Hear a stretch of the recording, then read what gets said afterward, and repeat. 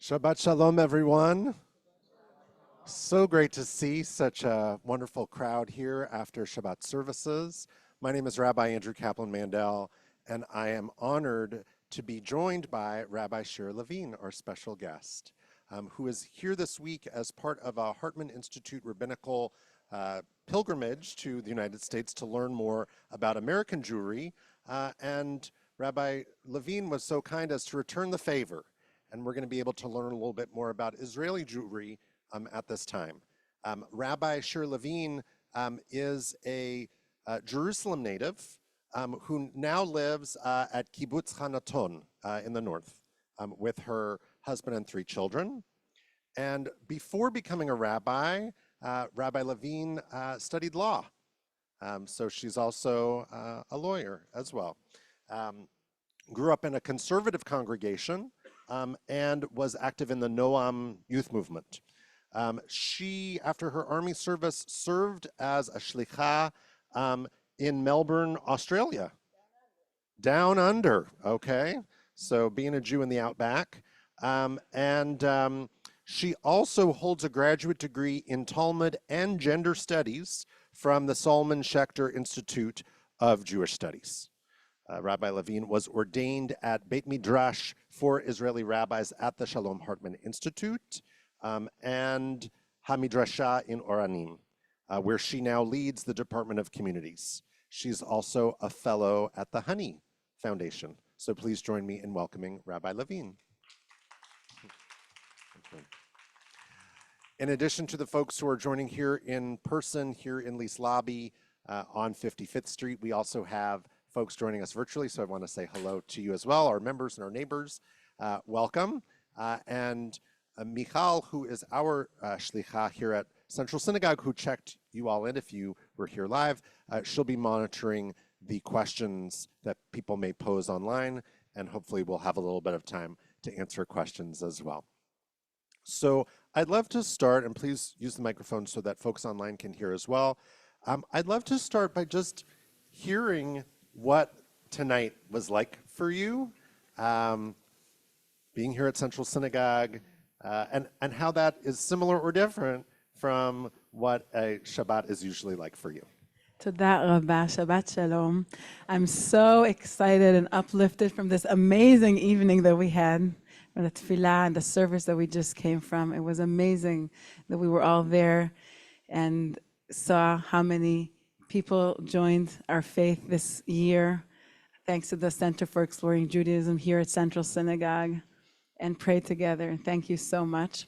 And I want to start by saying how lucky you are for having such an amazing synagogue and such amazing clergy, rabbis and cantors who are here with you and go with you along the journey of life. And we saw a baby naming today, Maya, Yael, Michaela, like a Lion King moment. Ah, Tzivania. And we saw people joining our faith, and we were just together, and we saw a rabbi from Prague and 3 rabbis from Israel and more rabbis, and thank God we could be together and feel at home together and come from Israel and walk into a synagogue and take a siddur and know where I am and feel like I can participate in the tefillah. And I'm so thankful for the Reform movement in Israel that brought all the tunes to Israel and summer camps and other events. Even though I personally grew up in the conservative movement, I knew Hashkiveinu and I could participate with Baruch Hu and I could do the Shema in your music. Thanks to the Reform movement in Israel. And thanks to us living on 2 sides of the world, but speaking the same language of Judaism and praying and sending tunes across the ocean, before iTunes, before Spotify, when it was really hard to send tunes, you had to actually send people who sang, but now it's all online and we can more easily stay in touch and be in touch. And when I come here, I'm breathing more deeply now, especially after we prayed. And I'm breathing more deeply because it's Shabbat, and we have an extra breath for Shabbat, and a Shema Yetera.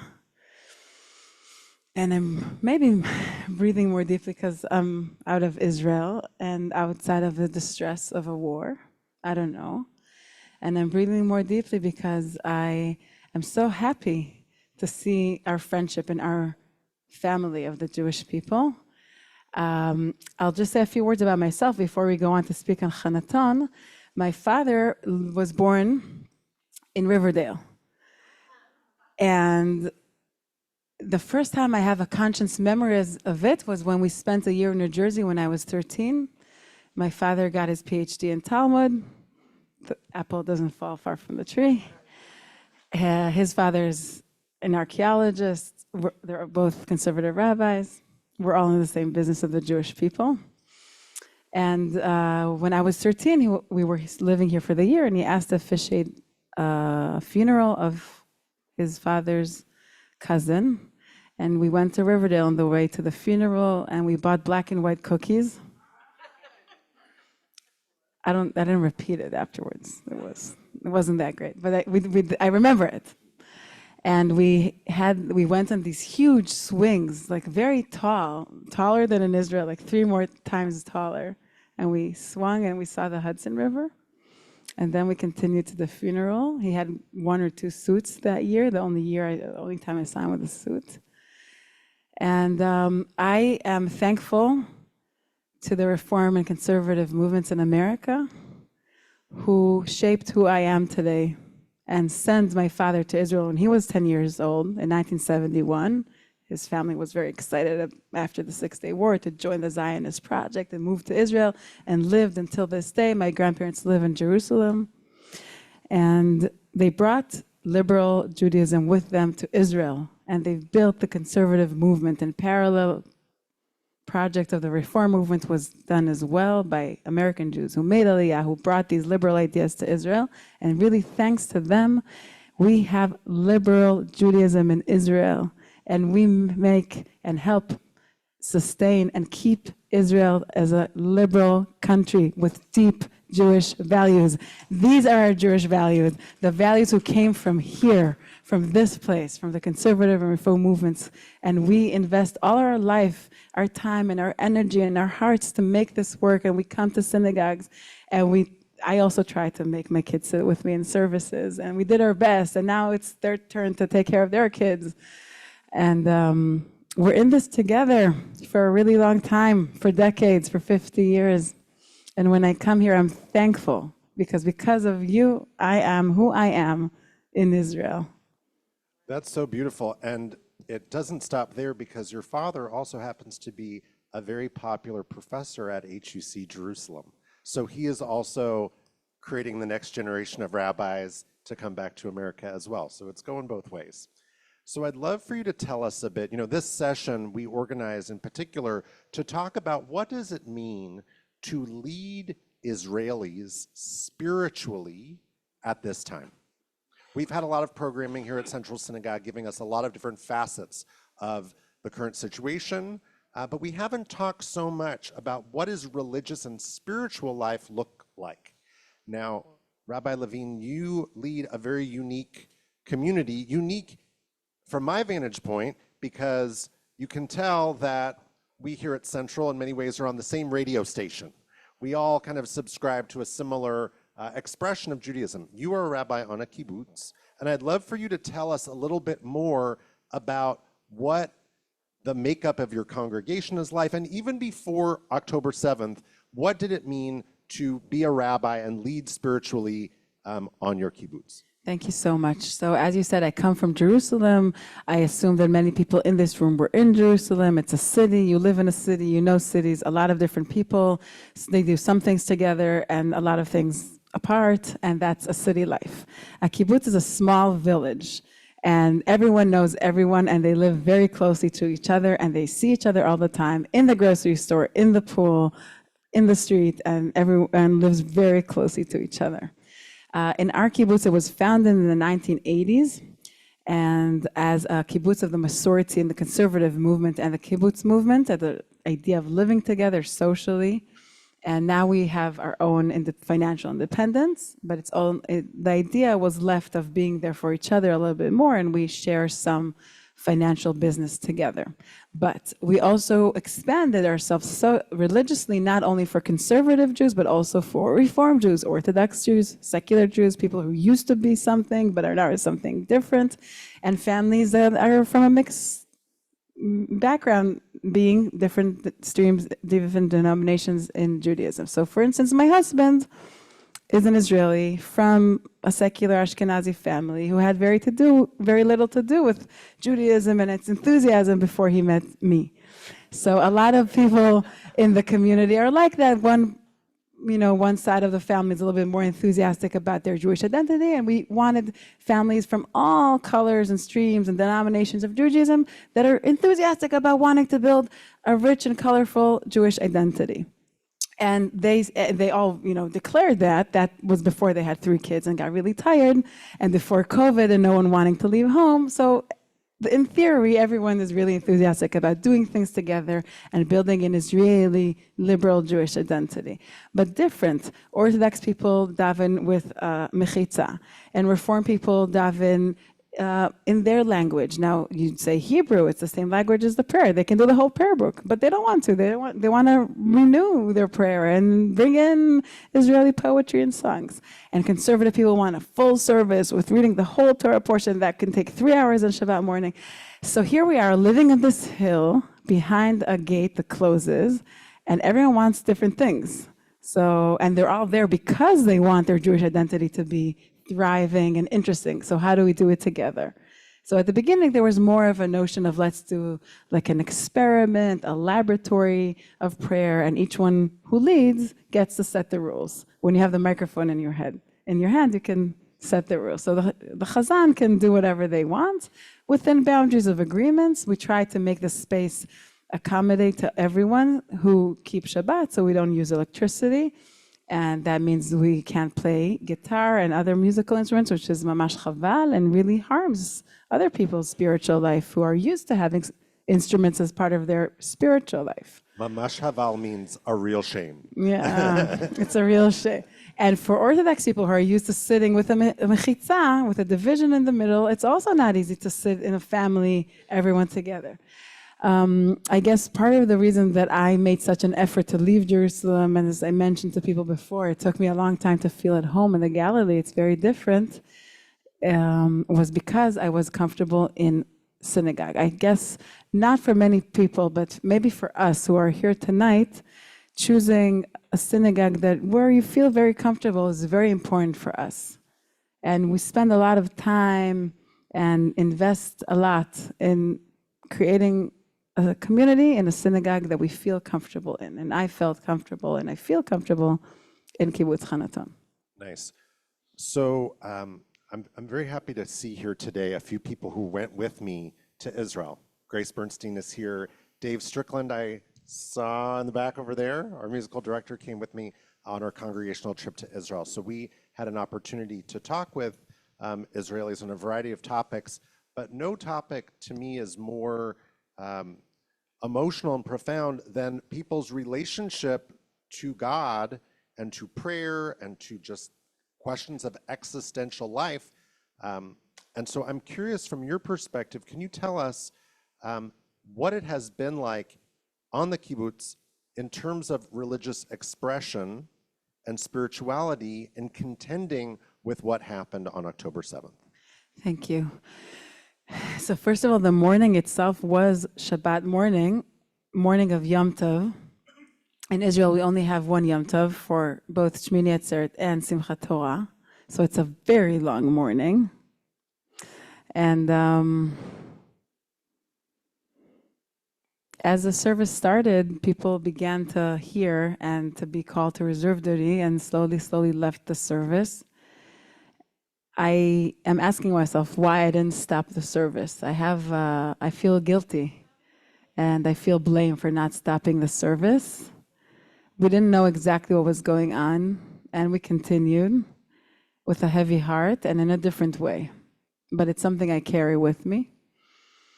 And Michal, if we can start handing out the pages down, it would be great. So I think I know for a lot of Israelis, Shabbat morning is a trigger day and time. On the first Shabbat afterwards, I know that also here there were alerts for parents not to send their kids to school because it was some alerts in America as well on Friday the 13th or 14th of October.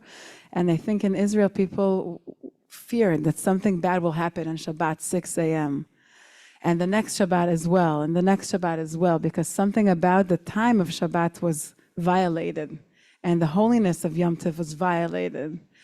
And I know, we don't know, things weren't published yet of how intentional this was, the date and time, but in our soul, it is already, the trauma is connected to Shabbat. So how do we work with it? How do we work with the fact that Shabbat became a day of trigger and trauma? So we get a page to our hand, we must look at it. So I'll go with you. And let's look at the first page. There's just one song. Israeli rabbis like to use a lot of poetry. It's something that we do. So through that, we can talk a little. The first poem. For weeks, I've been bleeding songs. I call the document grief and delete it. I call it October and delete it, change to Shiva, switch to abyss, change, depths, call it as the never world, call it hope. Instruct the computer to remember the document, to save the document, and the computer answers, hope saved. Since that Shabbat Yom Tov morning, we've been trying to tell a story of what happened, and we can't yet. As Rabbi Buchtel said a week later, Ein milim. And we try, but it still feels like we're mourning. We're sitting very confused, and we're stuck. Time is not moving energetically. And we don't know when we will be able to look at it in retrospect and start counting our wounds. But at the end, the poet is giving us hope, and she's setting the document that she is writing herself in will be called hope. That's a choice that we can make. That we can choose how to name a document and save it in our computer. And instead of calling it grief or October 7th or the terrible attack, call it hope. And maybe if we call it like this, we will also start and feel it. Maimonides says, after what we do, our hearts will then leap to the same point. After the actions, the heart will arrive. It's like first your body comes when you cross the Atlantic and you're all like jet lag, and then you get better and you feel the present as well. And a week after October 7th came Shabbat. I'm sure every community had its own schedule for that Shabbat. Some bar mitzvahs, babies were born, but that was for all of us in the Jewish world, Shabbat of the beginning of the book of Genesis. Shabbat of the beginning of the world, out of chaos.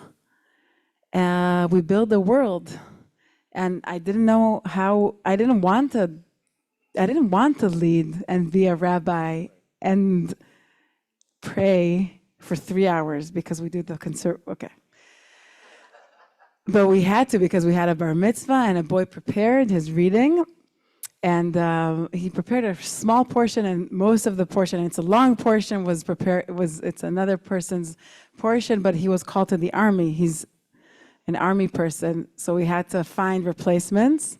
Usually people don't love to chip in. It's a lot of preparations, but they did. And the boy could have his bar mitzvah. And thanks to this boy, we could hear how God created the world out of chaos and remind ourselves that we must create the world out of chaos. We cannot stop. And we continue to come together week after week and hear our stories again. Like there was some order. Maybe Torah kept us alive by giving us some order. Then we read about Noah's Ark and we were like, oh my God, this is exactly it. It's the flood. We're in a flood and we're in a sanctuary ark, which turned out not to be so safe. And our trust is shattered. But we hear our tradition echoing this feeling of flood and loss, and the whole world died. Like, what could be a better year to read Noach? And then we heard Abraham's calling to go, to walk, to start a new journey, and we felt like a little pat from our tradition. please walk a few more steps. So the book of Genesis kind of forced us to stand on our feet again. And people with young kids, as myself, we had to maintain life. We wanted to protect them. We didn't want them to know the bad news. We certainly did not want them to know the magnitude or the fact of the hostages or the number of the hostages. I remember a few good weeks into the war when my daughter saw like a big, huge flyer, a poster of the hostages. She was like, "How many are there? Like, you didn't tell me." So you have to know, like, to appropriate knowledge to a child's age. And I guess I didn't, because I didn't want her to know about evil in the world. But she was 11, and she found out about evil in the world. And so people with kids had to function and give them food and help them take showers. And I think it really protected our souls. We couldn't like dive into news and everything.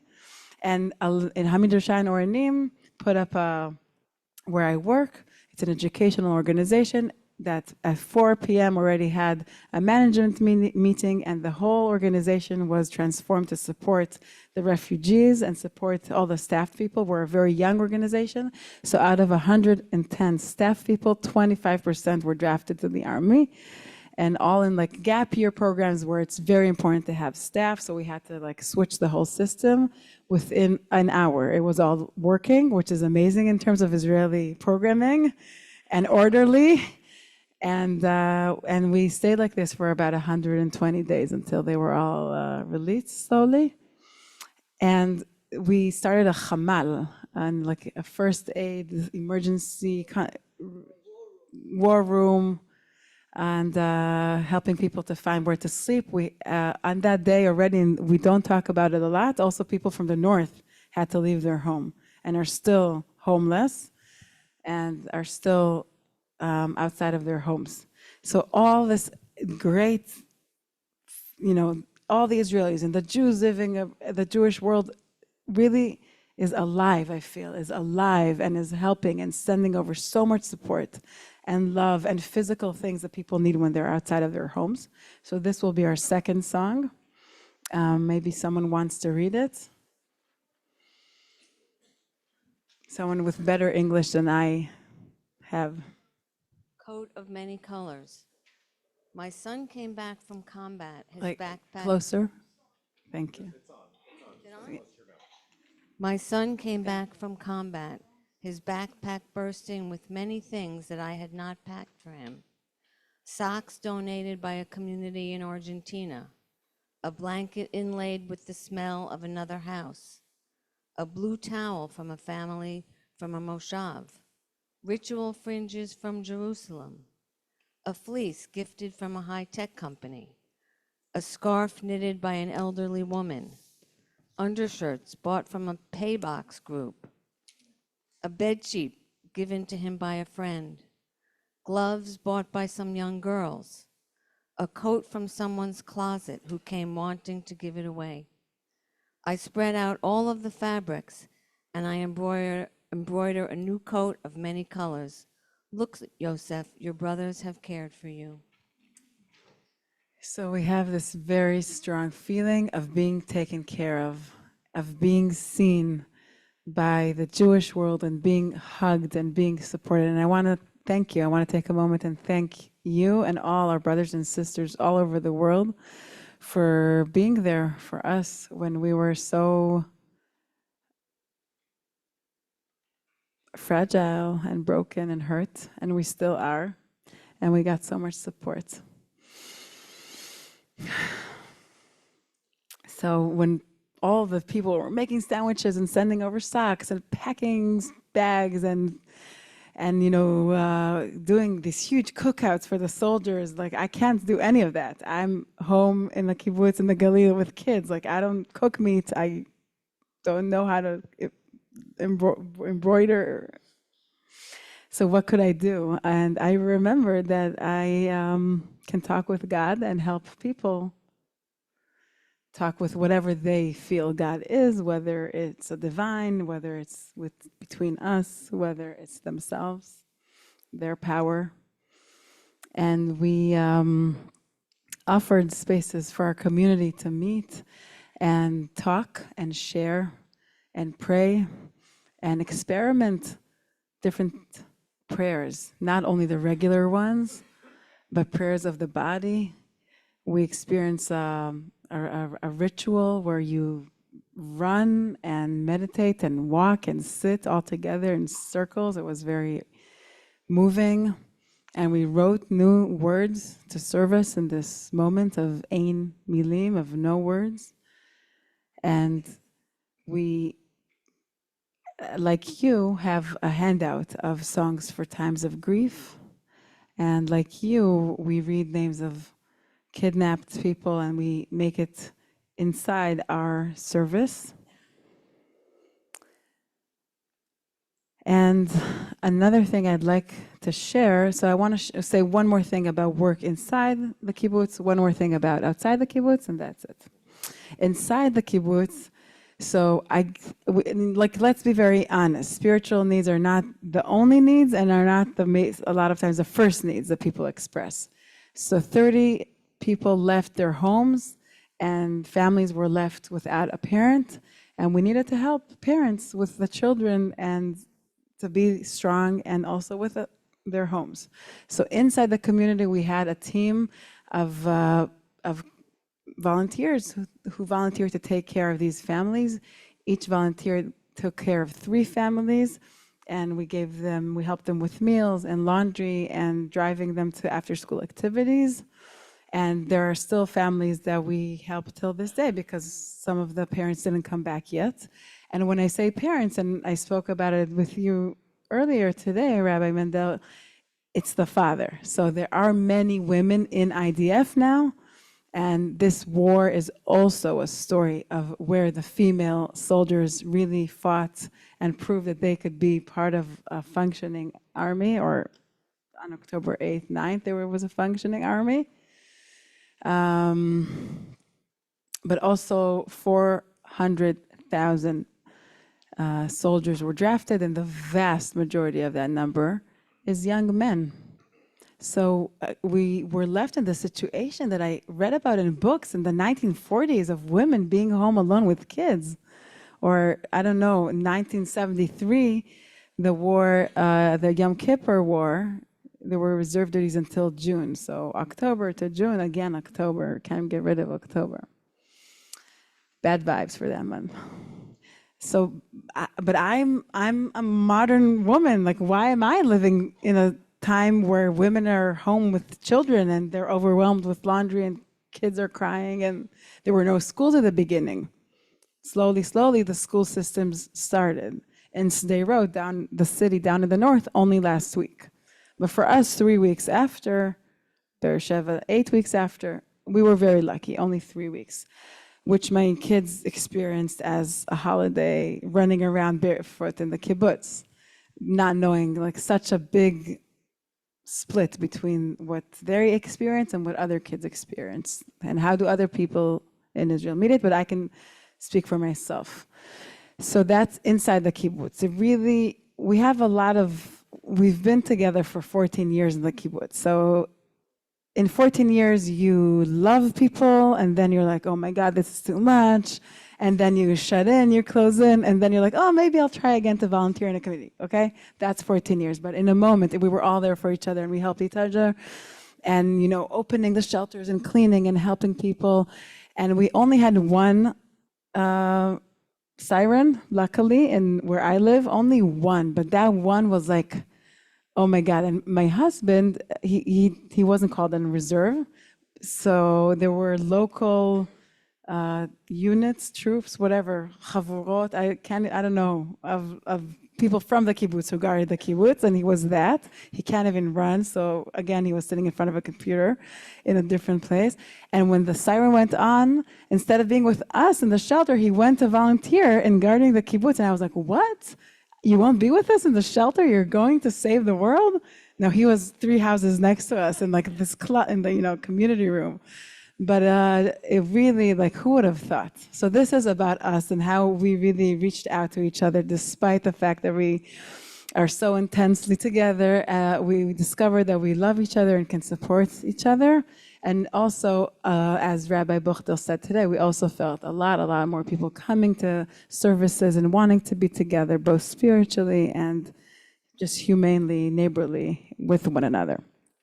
My last remark about post-October 7 outside of Kibbutz Hanaton, which is a phenomena of Israelis wanting to explore their Jewish identity. It's a phenomena. There are very, very little people like me and Rabbi Lana in Israel. Most Israelis are like, yeah, we're Israelis, thank you. They learn, they do Shabbat in Gan, they have their challah and their kabi in kindergarten. They do a bar mitzvah if they do only the boys, and it's Orthodox. It's not a beautiful sight. We work every day to change it. But now all these Israelis, at one point, I think it was 250,000 people, 250,000 people were uprooted from their homes and in hotels. Some of them, their homes already was known that they don't have where to go back to, and some of them don't know what's with their homes. And the rabbis in Israel, the liberal rabbis in Israel, were there within 96 hours. The group that Rabbi Lana and myself are part of, Israeli rabbis, all denominations together. Some have ordinations from the Reform movement, like Rabbi Lana is an HUC alum, and some are not. All came together, drove down to Eilat, to where the people who were evacuated were in hotels, or to Dead Sea, or Tiberias, or wherever, and came there with what we have. What do we have?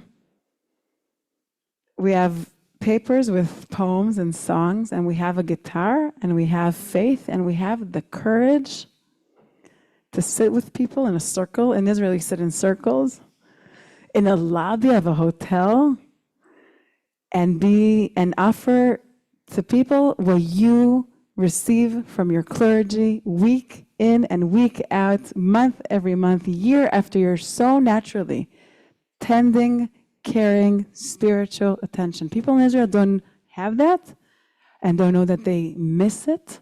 I don't know how great life can be with it. What you have, just like I think a lot of American Jews know that if they want, there are many synagogues, and in the synagogues there are rabbis who will take care of them and help them and walk through life with them. Israelis don't know that. They just don't know that. They think their rabbis are evil, that they're men with long beards and black hats. And they don't think they can have anything to do with these people. They don't think it's similar to them. It could do anything together. They don't want to drink coffee with them. And our rabbis, we have like 500 liberal rabbis in Israel, Israeli, speaking Hebrew, who come from all walks of life. Some grew up in the movement, some grew up secular, some grew up Orthodox. It's fine. We're varied because it's great, because Israeli society is very varied itself. And we were there, as I said, just to open the space, just to hold the space, just to sit in a circle and to look in someone's eye who has just fled the Holocaust.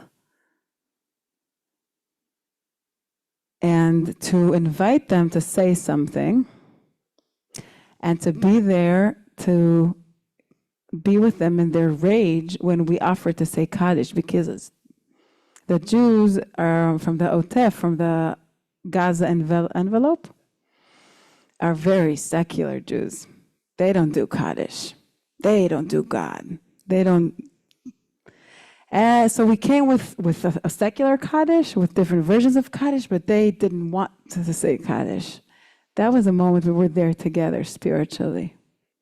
And when we were there 2 months after, it was already almost Hanukkah, we talked about Hanukkah and the courage to light one candle in the darkness.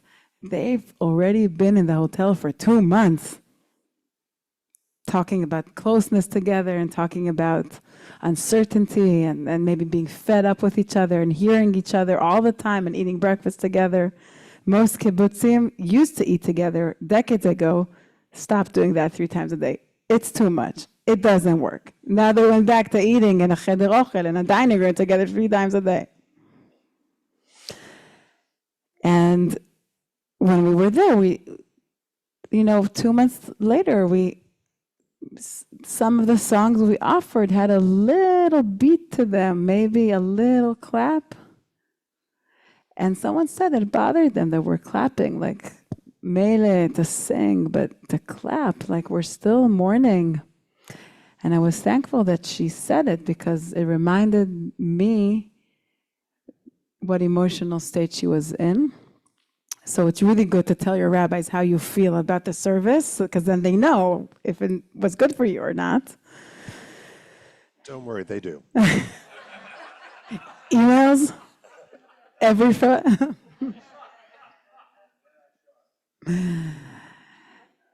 And after the 2 months, I will say that they had in the hotels, and people are still living in hotels till this day. They have an arrangement from the state that the state funds the hotels until July 7th.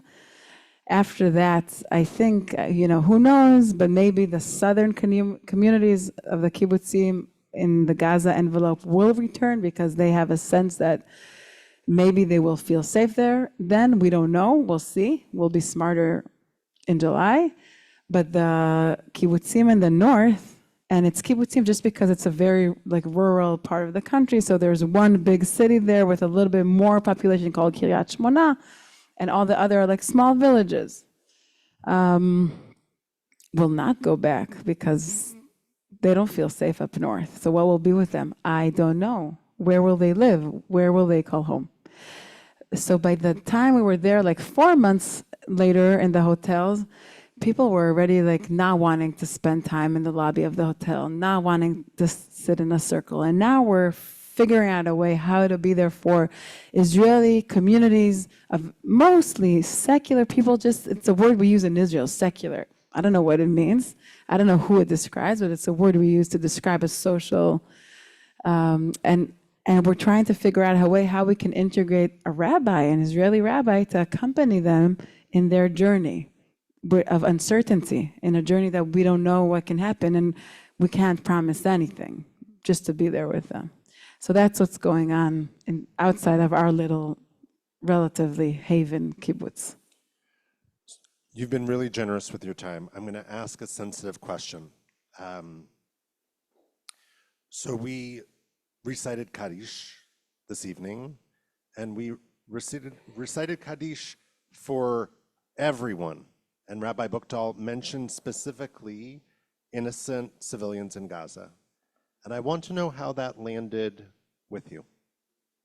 So I pray for everyone, and I pray for all the people who are suffering greatly in this war, Palestinians and Israelis. I wish we didn't have this war. I wish we didn't start it. We didn't start it. And I wish it didn't continue. And I hope and I pray for peace to come to us in the Middle East. And I hope that this heavy price, an unprecedented, unthought of tragedy, because of its gravity and how low we got, maybe God willing, we'll be able to climb high to an agreement, a long agreement of respect, of security and life for human beings in Palestine, in Israel, in Gaza, in the West Bank, in Israel. Everywhere there are people living, people who want to live healthily, get education, can imagine a future. People who want to send their kids to school knowing they'll be safe coming back. Everywhere there are people, they're just people, and governments that are not so smart and are very bad. So I bless ourselves that peace will come by people skilled, people who know how to lead countries with faith and with a vision and with a work plan, and not just the worst people you can find, let them run a country.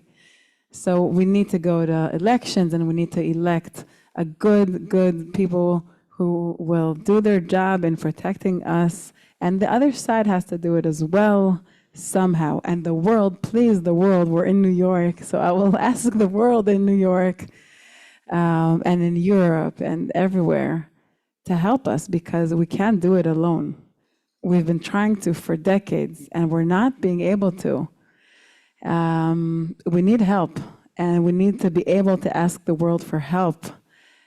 So now we need yes, we need to be able to move forward and healthily on both sides and all sides and all borders. I am mindful of time, but I want to ask you one last question, and then you've been generous. If folks want to come up and say hello and ask personal questions to Rabbi Levine, you're welcome to do so at the end of this program.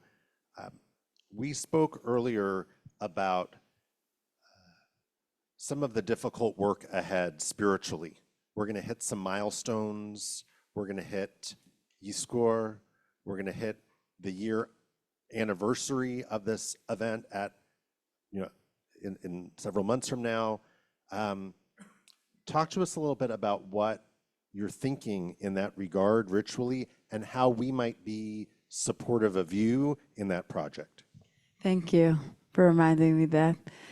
So I dread Memorial Day this year. What will we do with it? And even before that, for those of us who will be here for Pesach, and because we are part of a community, we have Yizkor in Pesach, and then 5 days later, Remembrance Day to the Holocaust, and then Memorial Day for the soldiers, and then Independence Day.